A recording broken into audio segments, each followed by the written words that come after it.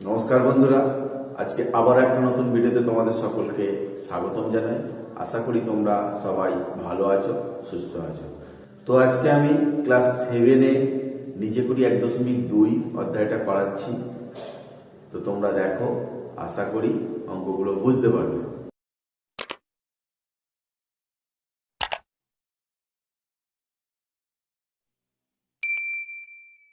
একের অঙ্কটা কি বলেছে দেখো, একটি চাকা 55 বার ঘুরে 77 মিটার পথ যায়, তবে 98 মিটার পথ যেতে ওই চাকা কতবার ঘুরবে হিসেব করি।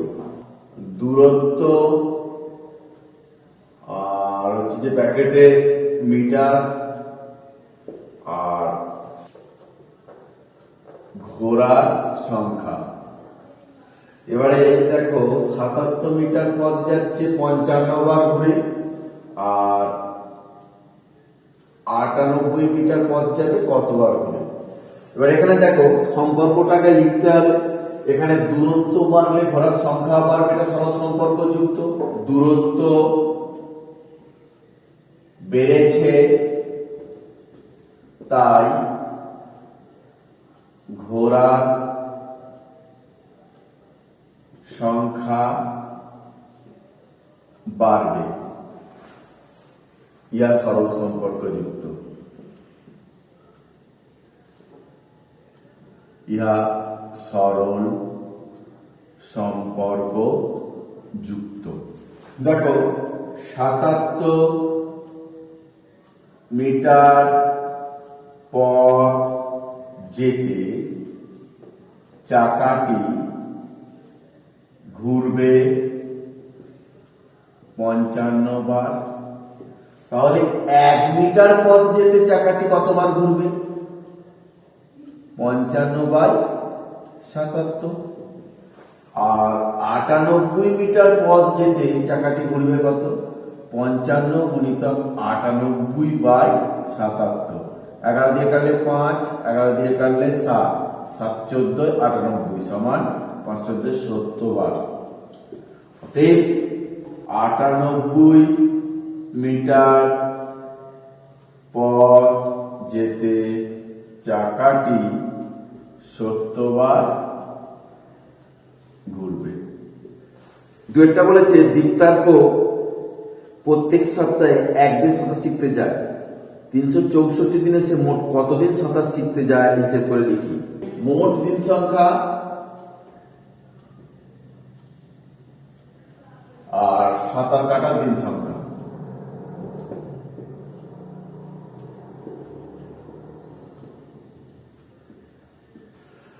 মোট দিন 7 দিনে সে একবার যাচ্ছে, তাহলে 364 দিনে সে কতবার?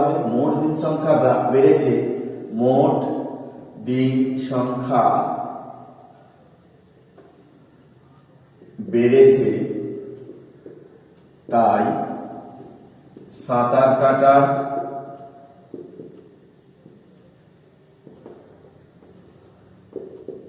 দিন সংখ্যা বাড়বে। ইহা সরল সম্পর্ক যুক্ত।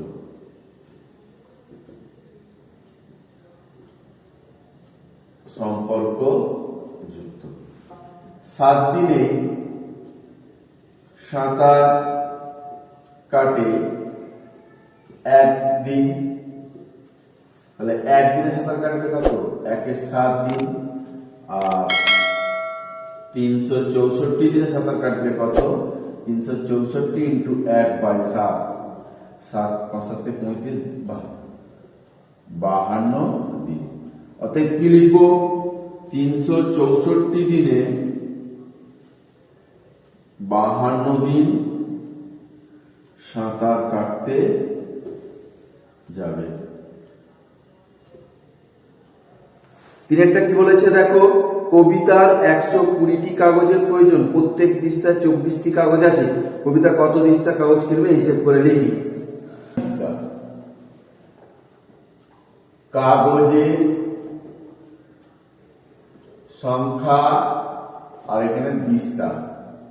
কাগজের সংখ্যা কত? 24টা হয় এক দিস্তা, তাহলে 120টাতে কত দিস্তা হবে? কাগজের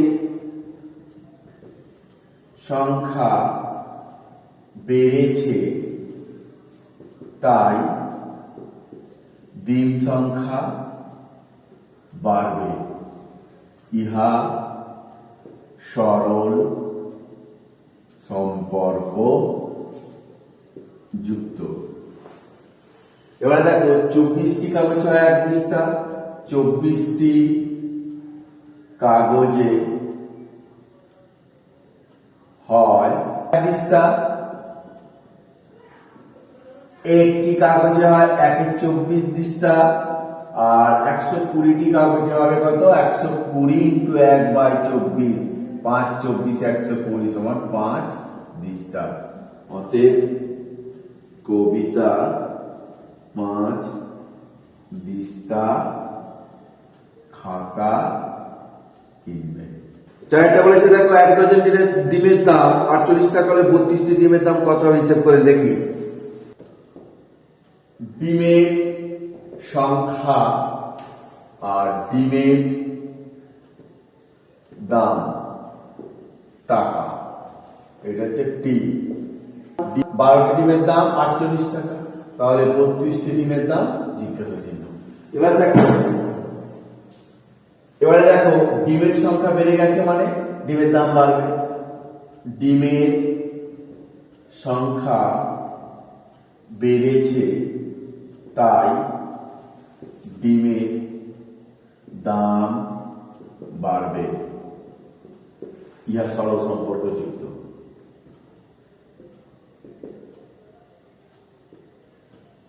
বারোটি ডিমের দাম 48 টাকা, একটি ডিমের দাম 48/12 টাকা, আর 32টি ডিমের দাম 48 ইন্টু 32/12, 4 বারে 48, 4 দুগুণে 8, 4 তিনে 12, 128 টাকা। অতএব 32টি ডিমের দাম 128 টাকা। পাঁচেরটা কি বলেছে দেখো, প্রতিদিন 5 ঘন্টা করে কাজ করলে 30 দিনে কাজ শেষ করা যায়। প্রতিদিন 6 ঘন্টা করে কাজ করলে কত দিনে সেই কাজটি শেষ হবে হিসেব করে লিখি। দৈনিক ঘন্টা আর হচ্ছে দিন সংখ্যা। দৈনিক ঘন্টা কত? 5 ঘন্টা করে করলে কতদিন লাগছে? 5 ঘন্টা করে করলে 30 দিন, আর 6 ঘন্টা করে হলে জিজ্ঞাসা। দৈনিক ঘন্টা বেড়ে গেলে দিন সংখ্যাটা কমবে, ইয়ার আসলে সম্পর্ক যুক্ত। তাহলে দৈনিক ঘন্টা বাড়লে দিন সংখ্যা কমবে, ইহা ব্যস্ত সম্পর্ক যুক্ত।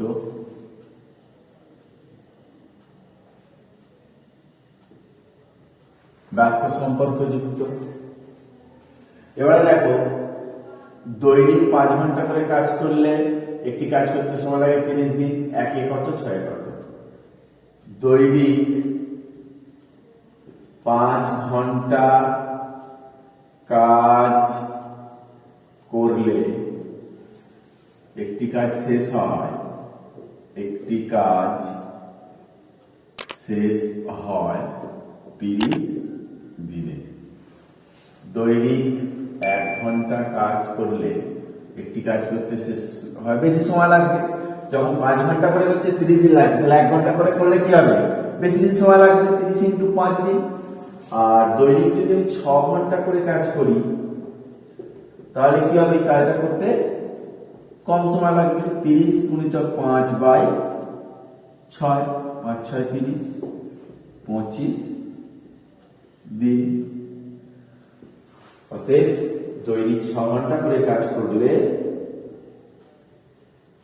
6 ঘন্টা করে কাজ করলে 25 দিনে কাজটি শেষ হবে। দেখো ছয়টা বলেছে কোন সম্পত্তির মোট পরিমাপের 5/7 মূল্য 2825 টাকা, ওই সম্পত্তির মোট পরিমাণের 2% মূল্য কত হবে তা হিসেব করি। সম্পত্তির অংশ আর সম্পত্তির মূল্য। সম্পত্তির অংশটা কত? সম্পত্তির অংশ হচ্ছে যে 5/7, মূল্যটা কত 2825। সম্পত্তির 2/7 অংশের মূল্য জিজ্ঞাসা চিহ্ন। এবার দেখো সম্পত্তি এটা 5/7, এটা 2/7, তাহলে সম্পত্তির পরিমাণটা বেড়ে গেছে না কমে গেছে? যেহেতু হর দুটো সমান তাই কি হবে, লব যা বড় হবে সে বড়, তাহলে সম্পত্তি 5/7টা বড়, 2/7টা ছোট, তাহলে সম্পত্তির পরিমাণ কমে গেছে মানে দামটাও কমবে। সম্পত্তির পরিমাণ কমেছে তাই সম্পত্তির মূল্য কমবে। ইহা সরল সম্পর্ক যুক্ত। 5/7 অংশের মূল্য 2825 টাকা, এক অংশের মূল্য কি হবে তাহলে 2825 গুণিতক দিয়ে উল্টে যাবে 7/5 টাকা, আর 2/7 অংশের মূল্য কত হবে 2825 গুণ 7/5 গুণ এটা 2/7 হবে, 7 কেটে গেল, 5 দিয়ে 5 5 25, 5 6 30, 5 5 25 সমান 2 5 2 10 0 4 2 12 13 5 2 10 11 এত টাকা। অতএব 2/7 অংশ সম্পত্তির মূল্য সমান 1130 টাকা। সাতেরটা কি বলেছে, একটি শিবিরে 48 জন সৈন্যের 7 সপ্তাহের খাবার মজুদ আছে, যদি ওই দলে আরো 8 জন সৈন্য যোগ দেয় তাহলে ওই পরিমাণ খাবার কতদিন চলবে হিসেব করে লিখি। সৈন্য সংখ্যা আর এটা হচ্ছে সপ্তাহ। 48 জন সৈন্য 7 সপ্তাহ চলছে, তাহলে 48 জন ছিল প্লাস 8 জন বাড়লো, তাহলে 56 জনের কতদিন চলবে, কত সপ্তাহ চলবে। তাহলে দেখো যখন সৈন্য সংখ্যা বেড়ে যাবে তখন কি হবে, সৈন্য সংখ্যা যখন বাড়লো তখন খাবারের পরিমাণটা তো একই আছে, সেই খাবারের পরিমাণটা তখন কি হবে, দিন সপ্তাহটা কমে যাবে বা দিন সংখ্যাও কমে যাবে। এখানে দেখো সৈন্য সংখ্যা বেড়েছে,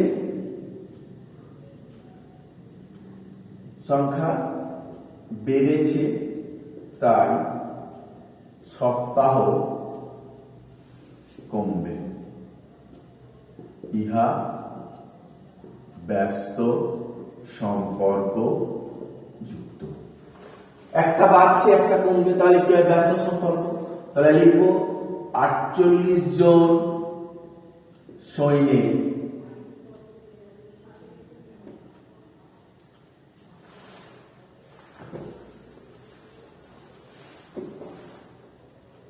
কিছু পরিমাণ খাদ্য 48 জন সৈন্যের চলে 7 সপ্তাহ।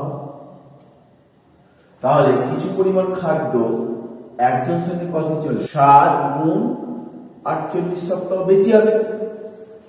আর কিছু পরিমাণ খাদ্য 56 জন সৈন্যের কত চলবে, 7 × 48/56, 6 7 27 56 8 6 48 সমান 6 সপ্তাহ। অতএব ওই পরিমাণ খাদ্য 56 জনের 6 সপ্তাহ চলবে। দেখো আটেরটা কি বলেছে, একটি জাহাজে 50 জন নাবিকে 16 দিনের খাবার মজুদ আছে, 10 দিন পরে আরো 10 জন নাবিক তাদের সঙ্গে যোগ দিলেন, বাকি খাবারে সকলের কত দিন চলবে হিসেব করে দেখি। নাবিক সংখ্যা আর এদিকে লিখবো দিন সংখ্যা। এবারে দেখো নাবিক সংখ্যা কতজন বলেছে, 50 জন নাবিক, 10 দিন বাদ চলে যাচ্ছে, তাহলে কি হবে 6 দিন। আর 50 জন ছিল, আরো কতজন যোগ হলো, আরো 10 জন যোগ হলো, তাহলে কত 60 জন নাবিকে ওই পরিমাণ খাবার কত দিন। এটা নাবিক সংখ্যা বেড়ে গেছে, দিন সংখ্যা কমবে, এর রাস্তা সম্পর্কযুক্ত। নাবিক সংখ্যা বেড়েছে তাই দিন সংখ্যা কমবে, ইহা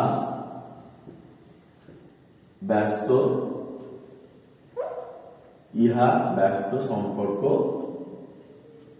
যুক্ত। কিছু পরিমাণ খাবার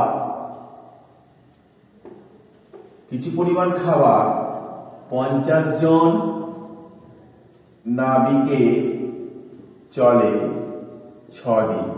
এইখানটা ভালো করে বলছি, 6 দিন কেন বললাম, 50 জন তো 16 দিন চলছিল, 10 দিন বাদ 10 দিন চলে গেছে, তাহলে 10 দিন চলে যাওয়ার পর তাহলে বাকি খাবারটা নিশ্চয়ই 6 দিন চলবে, সেই জন্য লিখেছি 6 দিন চলবে। কিছু পরিমাণ খাবার তাহলে একজন নাবিকের কি হবে, বেশি দিন চলবে, 6 গুণিত 50। কিন্তু এখানে দেখো 10 জন বেড়ে গেল, তাহলে 10 জন যখন বাড়লো তাহলে কি হলো, খাবারের পরিমাণটা এখানে 60 জন হয়ে গেল, খাবারের পরিমাণটা কি হবে, দিন সংখ্যাটা কমে যাবে, 6 × 50/60। এই সঙ্গে সঙ্গে কেটে দেবো, 6 কেটে দিলাম সমান 5 দিন। তাহলে কি লিখবো, অতএব কিছু পরিমাণ খাবার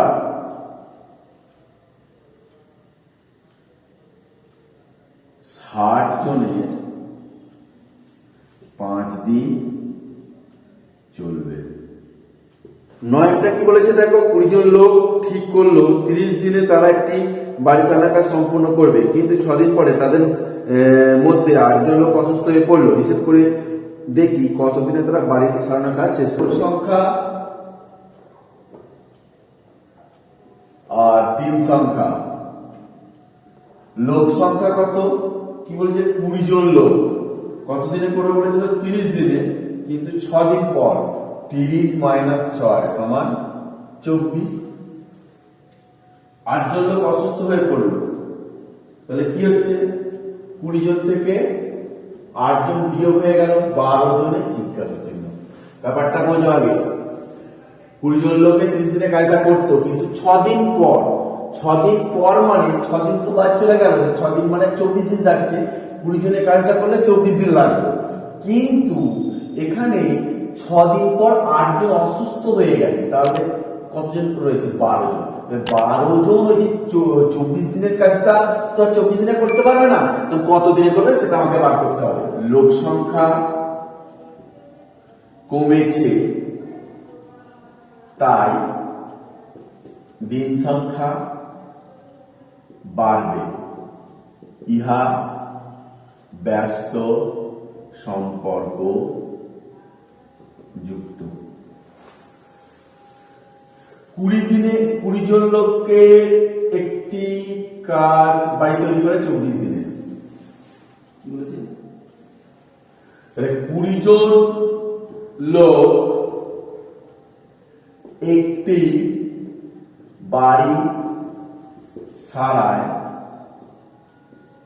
24 দিনে, তাহলে একজন লোক বাড়িটা সারাবে কত, 24 × 20 বেশি দিন লাগবে, আর 12 জনে যদি সারায় তাহলে 24 × 20/12 কম দিন লাগবে, 12 × 24, তাহলে 40 দিন। তাহলে কি লিখবো, অতএব 12 জন লোকে কাজটি 40 + 6 সমান 46 দিনে শেষ করবে। 10 কি বলেছে দেখো, 25 জন কৃষক 12 দিনে 15 বিঘা জমি চাষ করে, তাহলে 30 জন কৃষক 16 দিনে কত বিঘা জমি চাষ করবে হিসেব করে লিখি। কৃষক সংখ্যা দিন সংখ্যা, জমির পরিমাণ। জমির পরিমাণটা বিঘা হবে। কৃষক সংখ্যা, দিন সংখ্যা আর হচ্ছে কি জমির পরিমাণ। কতজন কৃষক? 25 জন কৃষক 12 দিনে কত করছে? 15 বিঘা জমি চাষ করছে। তাহলে কত? 30 জন কৃষক 16 দিনে। 30 জন কৃষক 16 দিনে কত বিঘা জমি চাষ করবে? দিন সংখ্যা স্থির থাকলে 25 জন কৃষক, দিন সংখ্যা স্থির থাকলে কৃষক সংখ্যা ও জমি পরিমাণ, কৃষক সংখ্যা বেড়েছে, দিন সংখ্যা জমি পরিমাণ বাড়বে। কৃষক সংখ্যা বেড়েছে তাই জমির পরিমাণ বাড়বে। ইহা সরল সম্পর্ক যুক্ত। এবারে দেখো, কৃষক সংখ্যা যদি স্থির থাকে, 12 দিনে যদি 15 বিঘা করে, 16 দিনে নিশ্চয় আরো বেশি করবে। কৃষক সংখ্যা স্থির থাকলে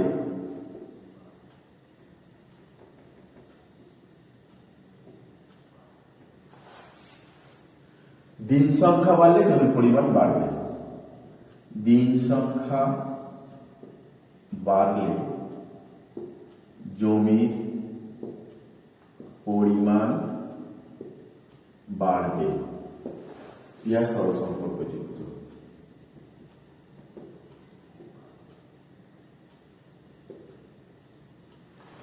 পঁচিশ জন কৃষক 12 দিনে